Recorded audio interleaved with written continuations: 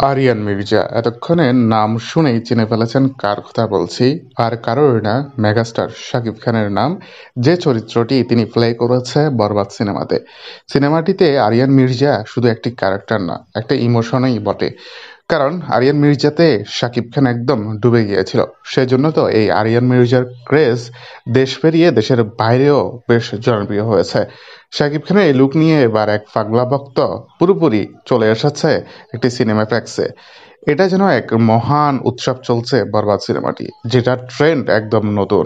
শাকিব খান যে বরবাদ সিনেমাটির মাধ্যমে এরকম একটি ক্রেজ সৃষ্টি করতে পারবে সেটা হয়তো কেউ চিন্তাই করতে পারেনি। বিশেষ করে শেষ লুকটি, টিজার থেকে এখন পর্যন্ত দর্শকদের সেই চপারের লুকটি দর্শক মনে রেখেছে এবং কি সেই লুক নিয়ে দর্শকরা প্রশংসা করছে।